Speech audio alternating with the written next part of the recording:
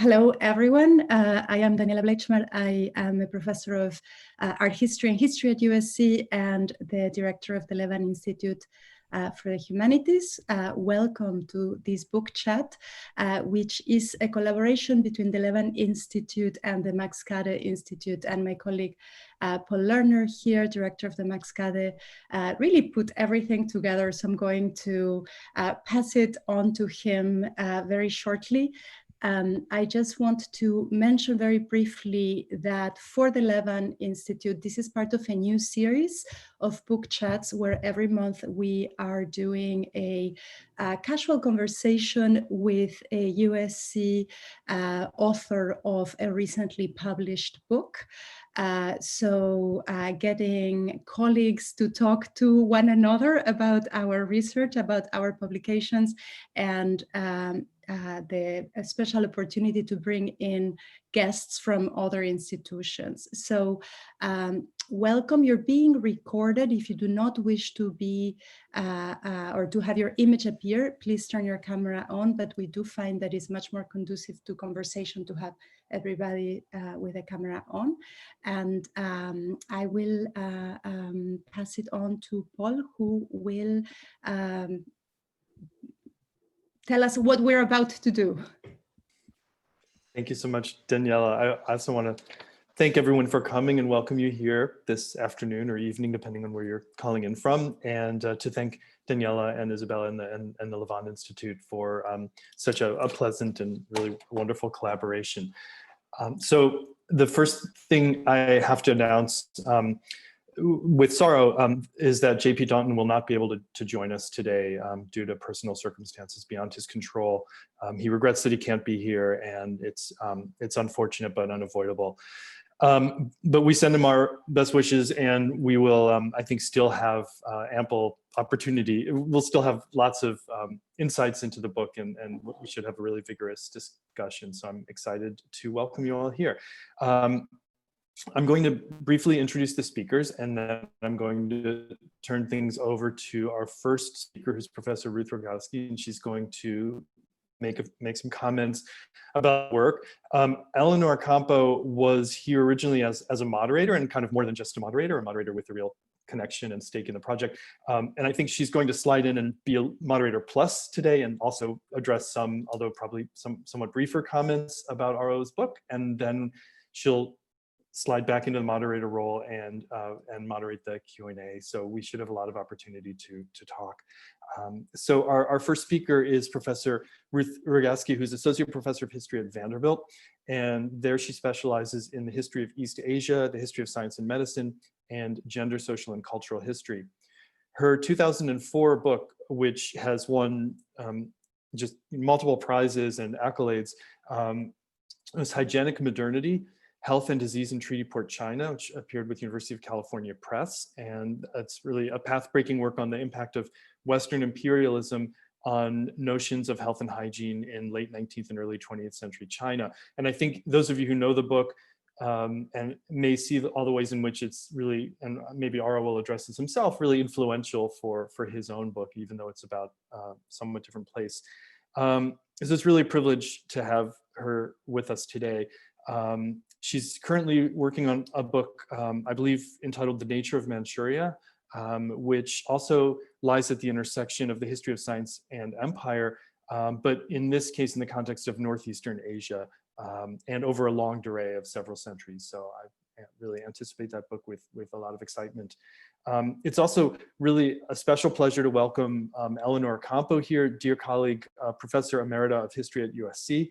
Professor Campo is a historian of modern France with particular concentration on social, cultural, and gender. Sorry, I meant to say historian of modern Europe with particular concentration on social, gender, and cultural history of France in the 19th and 20th centuries.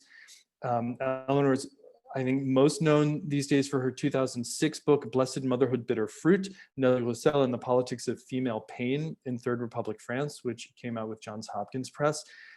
In addition to her 1995 book with Rachel Fuchs and Marilyn Stewart, Gender and the Politics of Social Reform in France, 1870 to 1914, and her 1989 book, her first book, Industrialization, Family and Class Relations, Saint-Chamond, 1815 to 1914. She's been working most recently on the medical history of the World War I period, in particular the memory of the 1918-19 influenza pandemic, which is an uncannily relevant research topic today. And then finally, Aro Velmet really needs no introduction here. We're all here to talk about his work, but let me also note that he teaches also here in the history department at USC, where he's an assistant professor with research, really, I think, broad and fascinating research interests in empire, science and medicine, technology and governance, really over a wide geographic swath.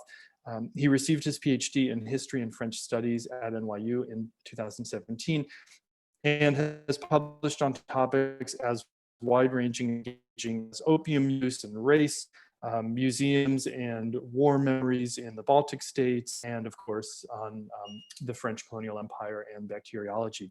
So we're here to, as you know, to discuss his book, Pasteur's Empire, Bacteriology and Politics in France, Its Colonies and the World, which appeared at the beginning of this year with Oxford University Press. So without further ado, let's turn things over to Professor Ruth Ryoski. Thanks so much, Paul, for the introduction, and thank you for inviting me, and to the Levan Institute for arranging this wonderful event. Special thanks to Isabella, and I think Helga also happened to help with the organizing and getting me up to speed on how this would work. And of course, ultimately thanks to Aro for writing such a wonderful book. I am really flattered that hygienic modernity seems to have served as some kind of inspiration maybe early on when Aro was exploring his topic. And I'm very flattered to be here to participate in what's in essence the launching of the final product and to meet the author, if only virtually. So I've prepared a few thoughts about the book. And I just want to make sure that everyone knows I'm commenting on Pasteur's Empire as an historian of medicine and as a historian of Asia. And I'm really looking forward to hearing what struck my colleagues in French and European history about the work. But so with that caveat, let me just say I've got a couple of points of admiration for the book that I wanted to elaborate on, and then a couple of questions, a couple of points for further discussion. So let me just begin. I first just want to say what a pleasure it was to read Pasteur's Empire. This is a really elegant work that bears its brilliance very lightly. I think you have to really look at the footnotes and the bibliography and to get a real appreciation of just how much complexity Aro has managed to pack into this work.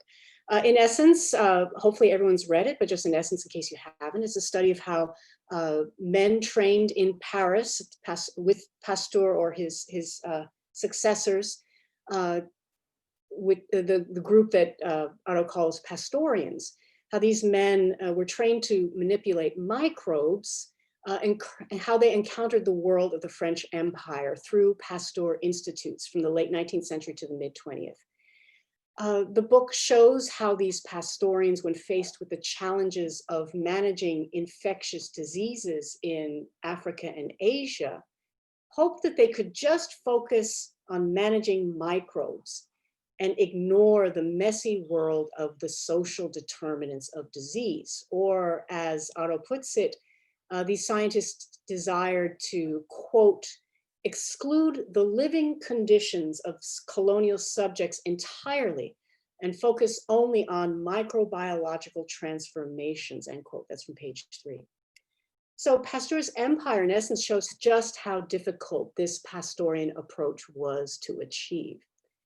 It demonstrates how seemingly universal, replicable bacteriological techno-fixes to problems in the colonies. And those problems included things like the fermentation of wine, testing people for TB antibodies, or developing a vaccine for yellow fever. How all of these techno-fixes were always shaped and often thwarted by local environments, local politics, and local populations. So I first want to point out, these are a couple of things to really applaud about the work.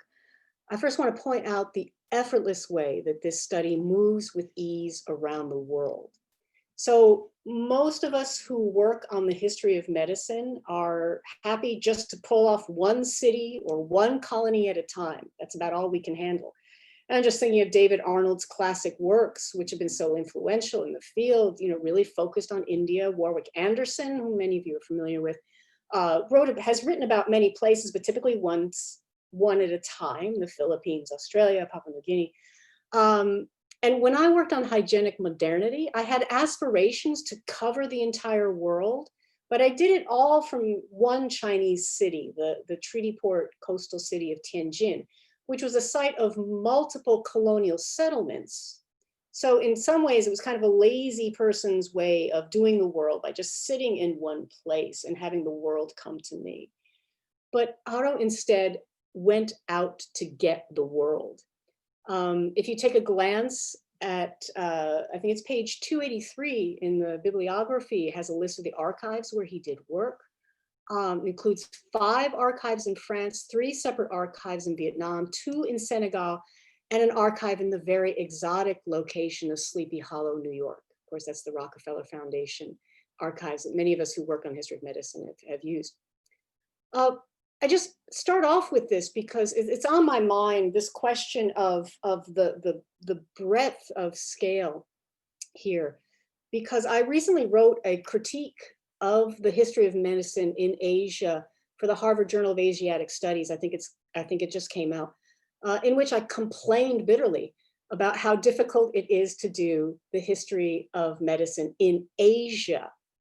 Because, with the world's most populous continent, the world's most linguistically and culturally diverse place, all of us wind up just focusing on our own colonies or our own enclaves, Taiwan, Singapore, China, Japan, India, Korea. We think we're really something special if we manage to do China and Japan. And very few of us can do East Asia and South Asia, right? Actually, there's a total dearth. Maybe Robert Peckham at University of Hong Kong is about the only person who combines East Asia and South Asia. So the problem of scale is a huge problem for the history of Asian medical history, and it's a huge problem for colonial history in general. And I think with Aro's focus on the Pasteur Institutes, we have a potentially incredibly valuable key to this problem. And the book's 8 chapters shift from Paris to Dakar, from Hanoi to Tunis, and they also go to places outside. He also goes to places outside of the French Empire. So Rio, Havana, New York all figure into this book. But it's not as if each chapter does one city. It's far more fluid. We get this really flowing sense of a group of men who are highly mobile within this network of the Pasteur Institutes. So obviously it's a very actor network theory, a very ANT book, which follows scientists as they move and as they work. But in Pasteur's empire, the different places matter. Local cultures and local politics penetrate this allegedly universal work of the lab in really brilliant ways. So in Vietnam, for example, the taste of wine matters to the Vietnamese. Imagine that. The important rise of communism in Vietnam matters tremendously for debates about public health. In West Africa, the fact that Africans in the 4 communes of Senegal had voting rights made a huge difference in the colonial management of plague in Dakar. So these are just a few of the examples that make me want to applaud Aro for giving us a global history where place truly matters. The second point of applause-worthy points. Here in this study, different diseases matter as well. And the standard history of medicine approach is to tackle one disease, right? And yet Pasteur's empire deals with a whole host of maladies, primarily plague, yellow fever, and tuberculosis. But I also caught some rabies. No, I didn't catch rabies. I saw some rabies, cholera, encephalitis, and even drug addiction as a disease. So there's a diversity in problems. And of course, Pastorians had a hammer. And for a person with a hammer, every problem looks like a nail. So their answer to plague was vaccine. Their answer for yellow fever, vaccine. TB, vaccine. But they couldn't just hammer every nail because the disease ecologies for each disease presented the Pastorians with a morass, a thicket of issues. So for example, Clayton steamers wouldn't work in Hanoi if the colonial government didn't have the money, and it was far cheaper just to burn native housing to the ground in order to disinfect. Or the fact that yellow fever was endemic in West Africa meant that newly arrived Europeans in Dakar were the vulnerable population that needed policing instead of the native population. And so another quote, the disease ecology of the virus itself rendered the racial prejudices of containment strategies visible. That's from page 183.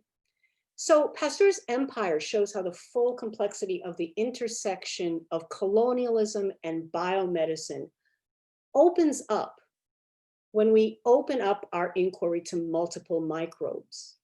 And doing this, I have to say, means mastering the etiology of several different diseases, which is a tremendous feat and another reason to applaud Aro in this work. Now, there are many other virtues to the text, but let me turn to a couple of questions. I think I have three questions, a few points in the book that got me thinking. And I'd love to hear Aro's response, and maybe other folks want to weigh in on some of these questions. Two of the questions revolve around the question, two of my questions revolve around power, the question of power. And the last, of course, is a few observations about COVID, can't resist, but that's where I'll end. So I'll begin by saying I find that Aro presents a subtle, very classy, but subtle, but very welcome critique of my own hygienic modernity concept. He seems to suggest, and I agree, by the way, that perhaps in my work, I gave too much power to the colonizers and too much credence to their dreams, their desire for transparency and their dreams of domination. In Pasteur's empire, we find that even we mouse brains wind up throwing a massive wrench into Pastorians' plans for world domination. So pointing out the weaknesses of imperialists in some ways doesn't leave us with a very satisfying machines as a measure of man anti-imperialist stance. But I do want to say this, that I'm sure many of you in reading actor network theory influenced books, you know, you find that you're well informed about the structure of a network. And you're like, thank you, that was a very nice network. But you're left with kind of a sense, a dispirited sense of, but so what, right? We understand how the network works, but so what? I think that Pasteur's empire is an ANT work with a punch. This realization that the technopolitics of bacteriology, quote, deflected broader demands for social rights. It's a quote from your introduction, does seem like a stab in a political direction, but it's a somewhat gentle, a subtle stab. And so I wanted to ask further discussion and clarification of this point. What kind of sensibility does Pasteur's empire want to leave us with regard to our political reaction to this work? My second point, my second question, as Warwick Anderson has suggested, all biomedicine, all modern medicine is in some ways colonial. But my reading of Pasteur's empire reminds me that sovereignty and citizenship did make a difference in a world of empires. So sovereignty and citizenship. I was particularly intrigued by the discussion of how plague management in colonial Dakar in the 19-teens was complicated by the participation of Africans in electoral politics, that they were citizens and not just subjects. And this made me think a bit about someone in my own field in Chinese history, whose work you're probably familiar with, the Oxford historian of medicine, Mary Augusta Brazelton, who's just published a book called Mass Vaccinations, Citizens, Bodies, and State Power in Modern China, which follows the work of Chinese bacteriologists and physicians as they tried to grapple with infectious disease in China under very harsh wartime conditions in the 1930s and 40s.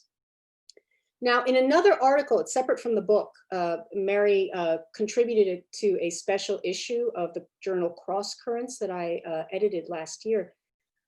She told us more about the Chinese approach to the BCG vaccine that I think is really interesting here, because you use BCG in a couple of your chapters. So in China, even though foreign powers maintained settlements in treaty ports, so China was in a semi-colonial state during much of the 20th century, China had managed to avoid formal colonization. And they maintained their own realm of sovereignty as a republic. And as a result, Mary argues, Chinese scientists could carefully weigh the pros and cons of the BCG vaccine for themselves. They called the BCG vaccine, quote, the most interesting vaccine in the world, end quote. Now leave the Heineken jokes to someone else. But at the same time, they were very aware of the Lübeck disaster and employed, as a result, a very cautious approach to the vaccine. As Brazelton summarized it, quote, the BCG vaccine was not an intervention that most physicians in China wholeheartedly endorsed. They asserted that preventive measures might include BCG, but certainly ought to include continued stress on social measures. So amelioration of social determinants of disease. So this fledgling scientific community in China operating under semi-colonial conditions meant that Chinese citizens were not subjugated to being unwitting guinea pigs for a potentially dangerous vaccine, as we find was the case in your book. So the question here, sorry, that was a bit long, but I think I wanted to make sure that that Brazelton's work was on your radar screen. So my question is, and apropos of Warwick Anderson, so while all biomedicine might be colonial, I'm wondering if Pasteur's empire and the different politics of the French Empire can help us parse out the extent to which different forms of colonialism had different implications for modern medicine.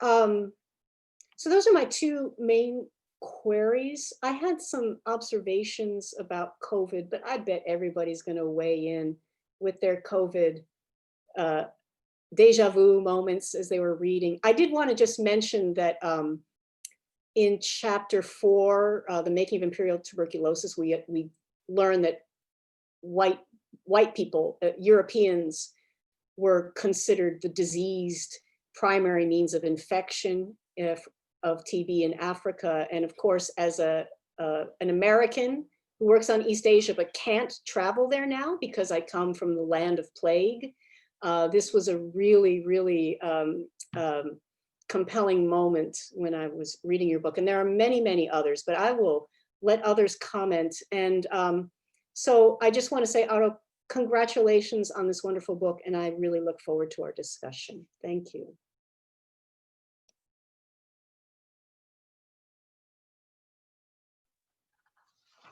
Thank you, Ruth. I want to echo all your compliments of Aro's book. It's just a phenomenal accomplishment, especially for a first book. And my comments are going to be very brief because I'm not J.P. Dotton, unfortunately. And as I said to those of you who were here earlier, I don't have prepared formal comments, but I did read the book, the published book. I had read the previous version before, and I'm incredibly impressed.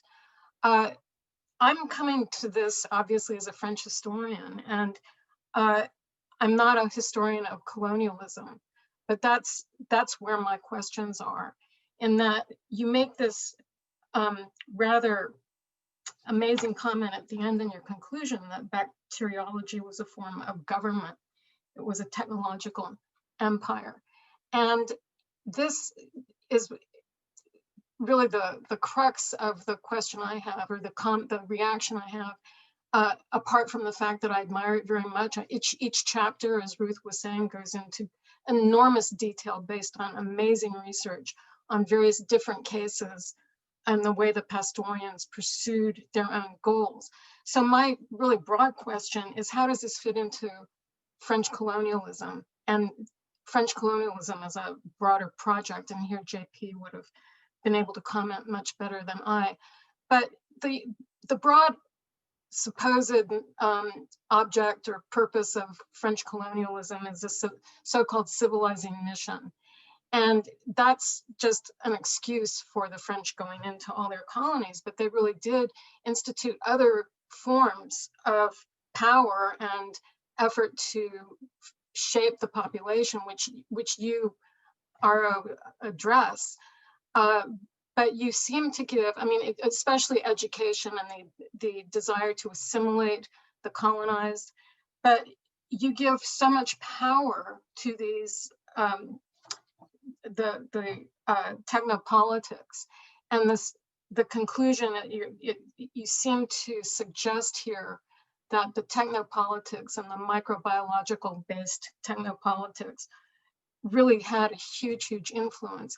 And I have a little bit of difficulty, as much as I admire your work, sort of wrapping my head around how all these different cases amount to the same effect of forming a bacteriological government, when what you can't possibly include in the book, of course, is other forms of power, and how and most works on the colonies talk a great deal more about the relationship between the colonizer and colonized, with reactions to the colonized, and often reclaiming their own sense of identity and freedom from colonial rule.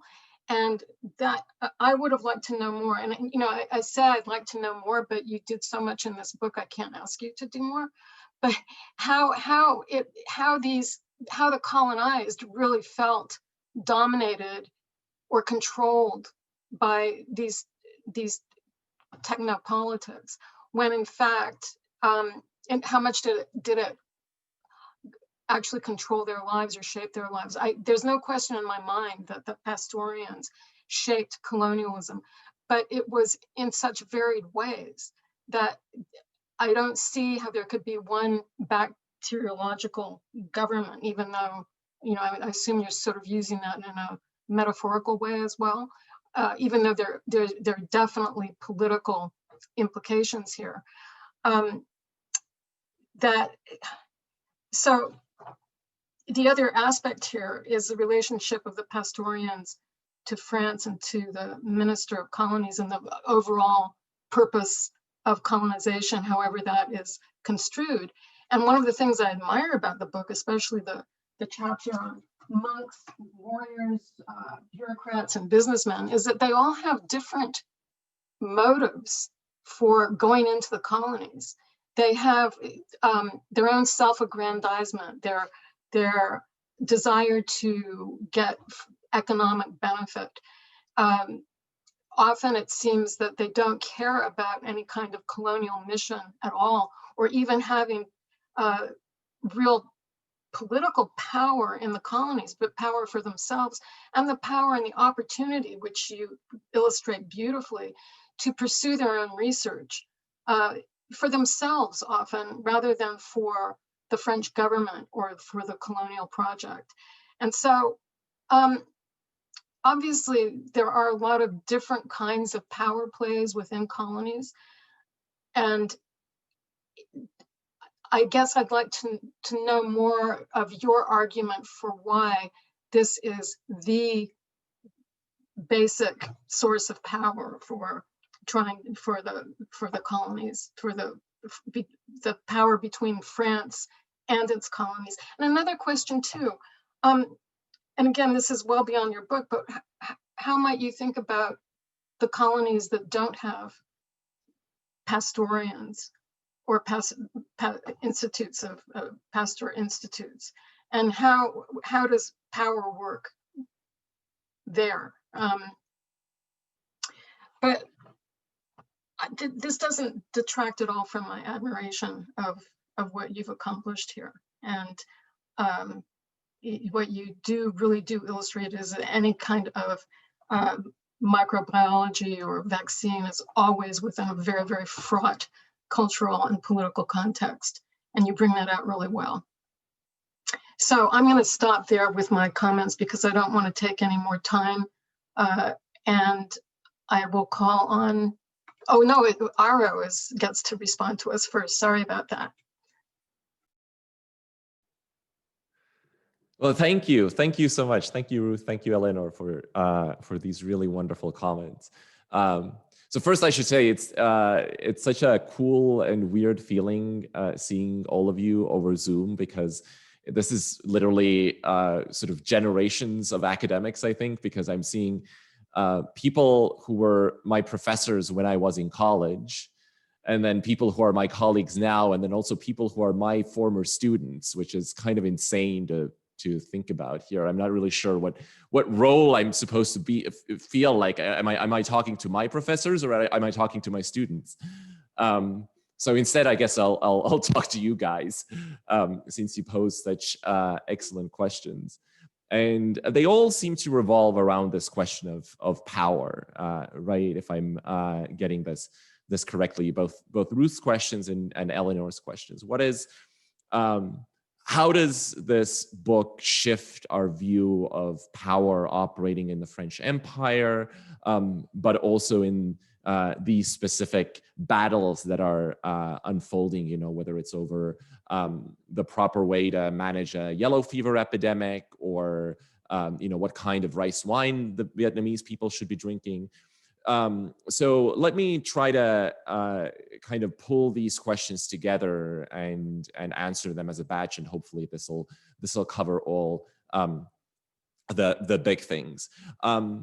So I think if we want to understand what kind of power the Pastorians are producing through these missions that are sponsored by the Ministry of Colonies, are sponsored by a number of local colonial governments, and that really take them all the way around the world, then the answer sort of depends on who's looking, right? Power for whom? Because I think that's one of the cases I'm trying to make, that this world of bacteriology that appears in the French Empire yields power to a lot of different constituents in surprising ways. It can yield power to anti-colonial activists, as well as to the French imperialists, as well as colonial governors or people in the Ministry of the Colonies, and to the Pastorians themselves, because they are also playing a game of power in the scientific world, right? They want to be more respected than the Rockefeller Foundation, for example, in the 1920s and 30s. So the first sort of group of people that really find the Pasteur Institutes to be powerful both rhetorically and practically are the people running the French Empire. And this brings me to Ruth's question about the role of sort of social hygiene or these kinds of larger questions of social rights, but also Eleanor's question about the civilizing mission. Because one of the things the Pastorians do for, let's say, colonialists is that it gives them an answer for the question, well, what is this civilizing mission? Where do we see it?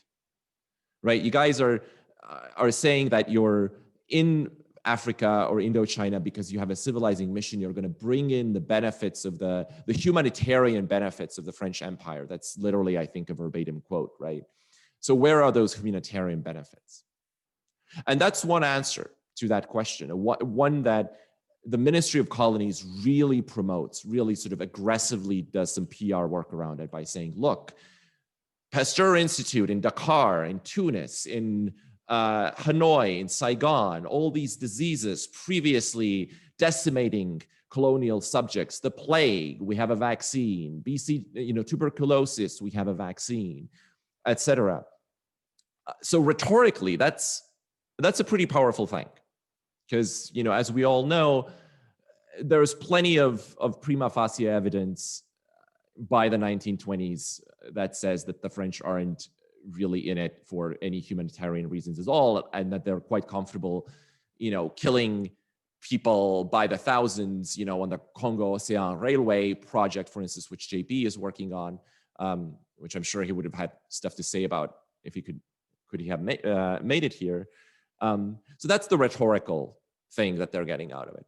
Practically, the second question Vietnamese or African activists could then ask is, okay, you're bringing us health benefits.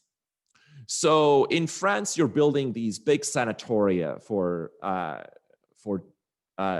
you know, treating TB, and dispensaries. You're modernizing cities. You're building sewage systems. You're putting in place, you know, this wide medical infrastructure, as most European countries are doing at this time.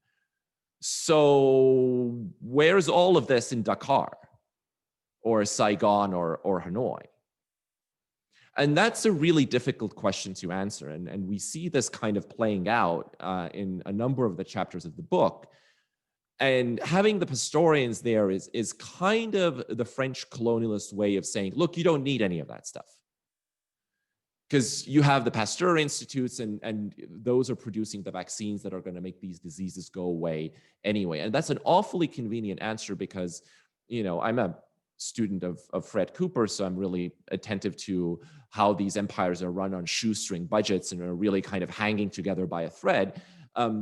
We know that the French are not investing in their empire at all.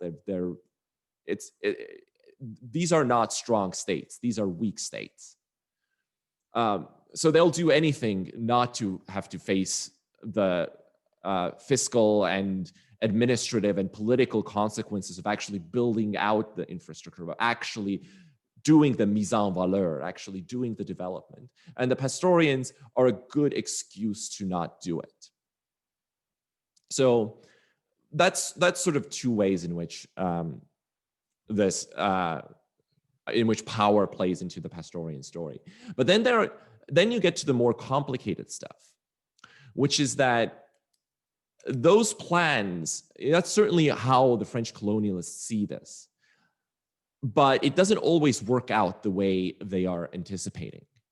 And that's because, one, microbes are really bad at following orders, even if they come from a student of Pasteur's. And two, because these guys have already decided sort of before the fact that the larger social context doesn't matter. That's the whole point. That's actually where their power flows in a certain sense. That's what makes them able to say, look, it doesn't matter whether you're going to govern a colony in Hanoi, in Indochina, or in Africa. All you need to know is what the disease is. And that's all the expertise you need. That's what makes them appealing to colonial administrators. But of course, the social context does matter. And of course, bacteria do act in unpredictable ways, same as viruses do.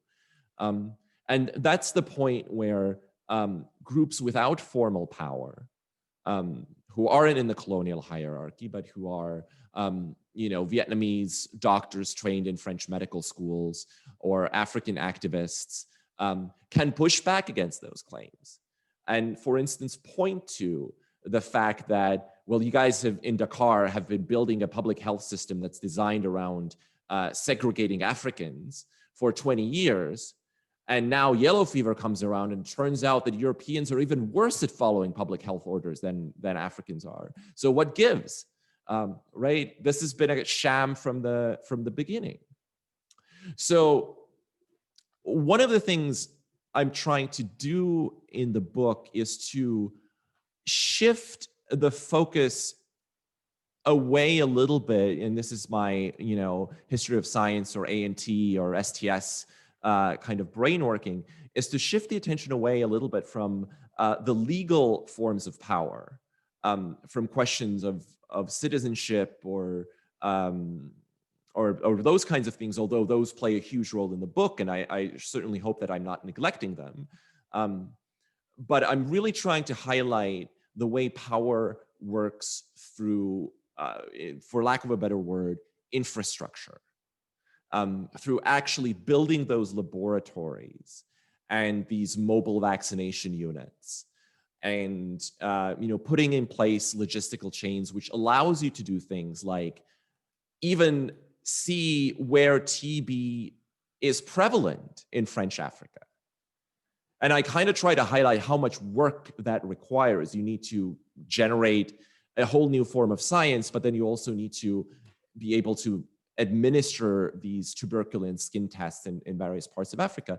And once that shows that, oh, actually, maybe there's a lot of TB in Africa and maybe Europeans are the ones bringing it there, that suddenly opens up a whole new set of claims that then Africans and Vietnamese can make to ask Europeans for things. Because then they can say, look, like we were living a swell life here before you guys came promising a civilizing mission, but instead you brought TB. So I'm interested in those kinds of levers of power, the ways in which infrastructure and laboratory technology and formalized scientific knowledge can shift the balance of power in these contests that we have, I think, thus far in colonial history tended to analyze from the perspective of questions of citizenship, labor, etc. Of course, with the exception of colonial historians of medicine, which is a pretty numerous bunch of people. So let me stop here now, and because there's we've got some 15 minutes, or I think so. I want to hear other people's reactions and comments and questions. And thanks again, everyone, for coming, and Ruth and Eleanor in particular for the really wonderful comments. It's so great to, basically have one of the people who inspired the book in the form of Ruth to actually read it and hear what you thought of it. Okay, are there any questions, comments?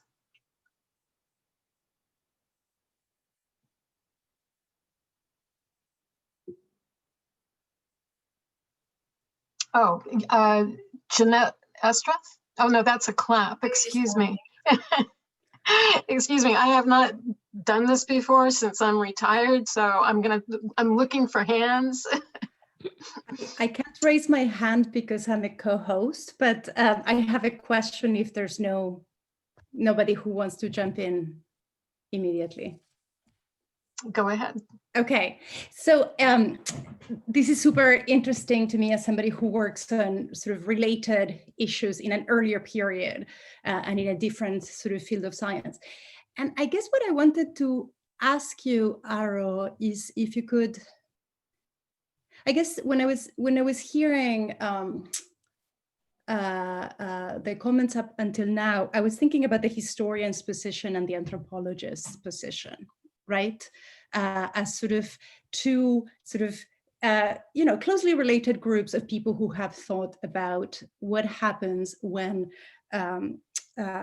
practices that aspire to be global sort of extend to multiple localities, and the forms of sort of the aspirations of frictionless translation versus the realities of constant friction, and how so many of those are not necessarily colonial or imperial, right? There's friction in Paris, there's friction everywhere. So I wanted to ask you if you could talk a little bit about what happens if you think about where the aspirations to something that is universal, that is global, sort of clash against the friction, but sort of from more of an ethnographic perspective than an archival one, if that makes sense. I was just wishing that Peter Redfield or Andy Lakoff were here today to sort of engage with this question. So I'm sort of channeling that.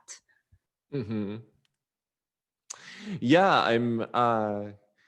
I guess I'm trying to think what the how to think about that distinction. You know, obviously the problem with archives is that you can only you can't ask question. You know, you can only get the stuff that's in the archives. If it's not recorded, if it's not in the archives, you can't actually access it. And this, of course, shifts the historian's view towards certain kinds of issues where you can observe the friction, and other kinds of friction are left unobserved, which you would see if you were to, for instance, hang out with the Pastorians for a couple of months. I did try, I was very aware of that when I was writing it, and I wanted to, capture the different kinds of friction that was happening in that community, to not just think about the Pastorians as kind of colonial agents, but to also think of them as scientists and really as men, working in a community, often in an isolated community, hanging out with other people who sometimes aren't scientists, who are military people or explorers or, sort of fortune hunters. So, that's why the kind of middle section of the book, a kind of pivoting chapter, is about the Pastorians as men, as people who are thinking about their virility, about what it means to be a single man in the colonies, what it means to be the head of a family at a scientific institution that, at least in Paris after World War I, is increasingly poorly funded. And there is evidence in the archive that gets you to this stuff, even though you have to, dig quite deep and sometimes read between the lines or go chasing after Charles Nicolle's personal correspondence in Rouen, or read through Alexandre Yersin's like 7,000 letters to his mother. But that kind of stuff is there. The thing that's really difficult to get at, and this is, the standard problem of colonial historians, are of course the voices of the subalterns, the colonial subjects. And in this project, it was particularly difficult because from the outset, I had to make some choices about how I was going to tell this story, because, I did want it to have this global range, and I was really interested in the mobility of these different projects. And so one of the decisions I made was that I was really going to focus on people who were engaging with the biomedical language of the Pastorians. And of course, what that doesn't tell us was what kinds of other medical cosmologies were people thinking in Vietnam or Africa or wherever. And sometimes, those would be the same people who could easily have conversations with one of my Pastorians, with Alexandre Yersin or whoever. Actually, in Ruth's book, I remember this fascinating story of this Chinese, I want to say, woman who goes around shopping for different kinds of treatments. Right, she has a disease, and she goes to the European doctor and doesn't get the answer she wants, and then goes to a different doctor, and then just keeps on going, sort of rotating through medical cosmologies until she gets an answer that she likes or that she's satisfied with. And I don't tell those kinds of stories because I don't have access to that kind of data. So and that would be something that, if I was doing an ethnography of Pastorians, would be like very much on the top of my agenda. So I hope that answers your question. While I have the floor, I want to answer Joanne's comment on chat, which is tell us about COVID. And I could, there's something literally in every chapter that over the past half a year has made me go a little bit deja vu. From starting with this basic debate over, do we prioritize public health or do we prioritize the economy? How can we get trade flowing as fast as possible? This is the central question of what my guys are wrestling with during the plague pandemic of the 1890s. I could list these anecdotes that feel like they've been ripped from the headlines all night, but really the thing that made me look at the book a different way was living through this whole thing and realizing, what these people must have felt in the middle of a plague outbreak in Hanoi or a yellow fever outbreak in Dakar, because over the past couple of months, you could really see, the speed with which medical science changed, the different kinds of theories that were out there, the kind of fog of war that made it so impossible to get a clear epidemiological sense. And,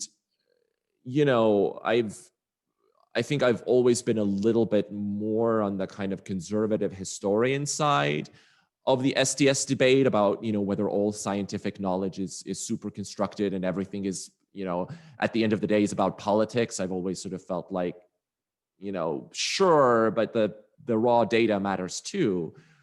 But of course, like living through something like this, you really see how the data doesn't really get you very far, because the data is so incomplete. You don't really know what kind of model to fit it into. So then it really does come down to, in a word, politics. So that has just been super, super illuminating. Although it's also terrifying that, all of this stuff that I was researching, 5-6 years ago now suddenly feels like, yo, we're living it.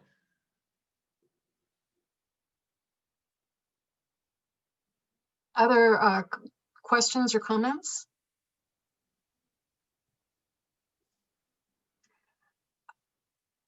Well, I will add to Aro's comments about COVID, what it has done to me in terms of my study of the 1918 flu, which I've had a difficulty addressing since COVID because it has reoriented me.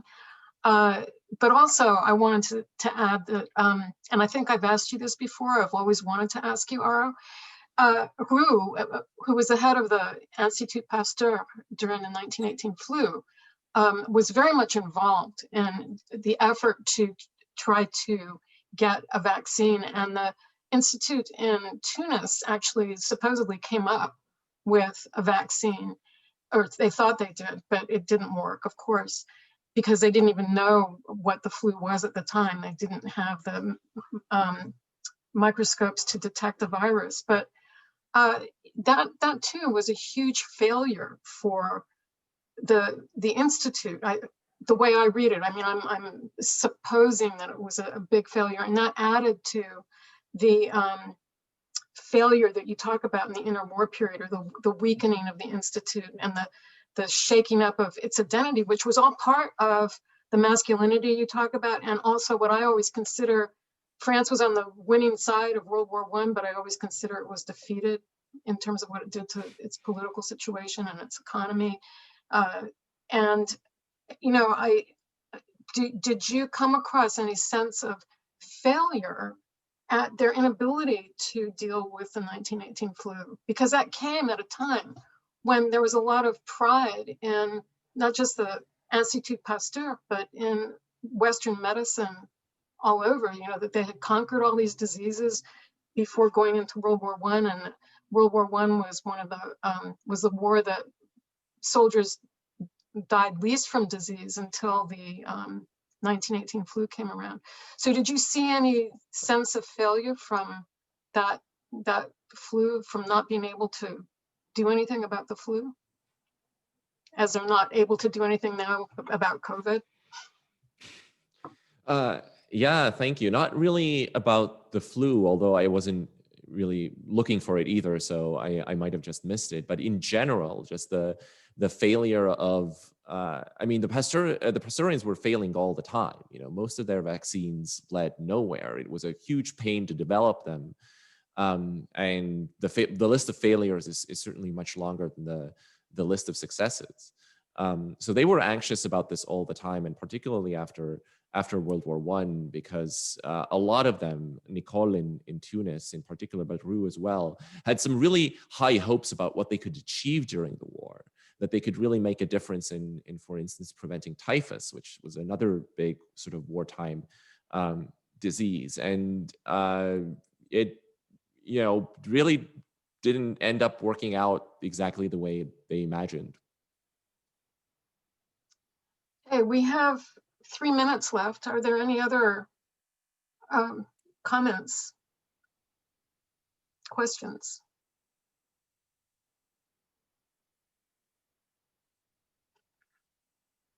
I think Lindsay has a hand up. Oh, sorry. Go ahead.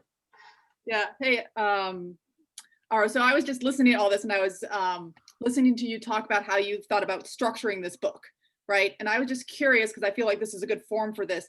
Are there things you had to leave out that you kind of like are just sorry that aren't there and you'd like to like tell us about? Oh, we'd need another hour for that. There was a whole lot of stuff that I had to leave out. I had to leave out a whole chapter on malaria, and that was basically my decision. Ended up being because there's so much written about malaria by really good people, you know, in Vietnam and in Algeria and elsewhere. So that was something that was left out. The Jamal Mission, which is probably the thing that the Pastorians are best known for in the scholarship. The sleeping sickness mission in the 1930s I left out because a bunch of people have written about it. Although it comes in and out because it's impossible not to talk about because it was so important. The thing that I'm really sad I had to leave out and that I'm kind of continuing to puzzle about, and I think this will at least be an article, is kind of the tale. The book stops in 1945, essentially, with this sort of dramatic story of a yellow fever vaccination campaign that the Pastorians conduct during World War II, sort of knowing that vaccine can have some pretty adverse consequences. So this is another COVID story, don't roll your vaccine out until you've done your phase 3 trials, like seriously. Because otherwise, thousands of babies will die, which is what happened in West Africa with the yellow fever vaccine. But I kind of really don't tell the story of how this vaccine was discontinued, because it took a long time. It took several very high-profile cases with dozens of dead infants in Lagos, in Nigeria in the 1950s, in Dakar in the 1960s, and then by the 1970s, the WHO basically decided to stop using that vaccine. And I really want to tell this story because I think there's some really interesting stuff about the role of decolonization, the changing shape of international institutions. And at the end of the day, when I thought, should I write it, I realized that would be like another 1-2 chapters, possibly a book. So I had to stop somewhere. So I decided that 1945 is a pretty good point. But yeah, that's what's left out. There's always leave the door open for a sequel, as we well know from the Marvel Cinematic Universe.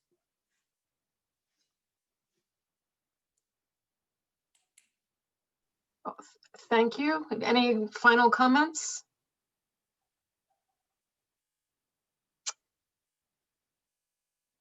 Well, thank you everyone for coming. Thank you.